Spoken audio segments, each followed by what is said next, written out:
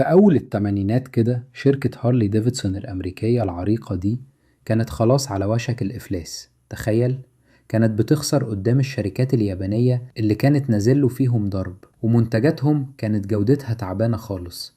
الناس كانت بتشتري منهم عشان الاسم وبس. بنه بس سنة 1981 مجموعة مديرين كان على رأسهم واحد اسمه فون بيلز قرروا يشتروا الشركة. طبعا ده كان قرار مجنون في وقت زي ده، بلوكينج. بس هم كان عندهم فكرة. أول حاجة عملوها إنهم ركزوا على الجودة، كل مسمار كل حتة لازم تبقى ممتازة. وتاني حاجة ودي الأهم، إنهم إدوا للعمال اللي في المصنع صلاحيات حقيقية، خلوهم ياخدوا قرارات ويشاركوا في تطوير المنتج، حسسوهم إنهم شركاء بجد.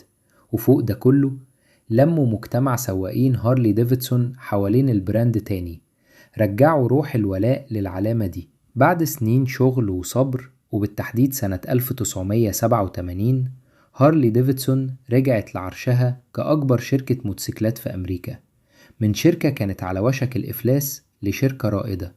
تفتكر إيه أهم درس ممكن نتعلمه من قصة هارلي ديفيدسون؟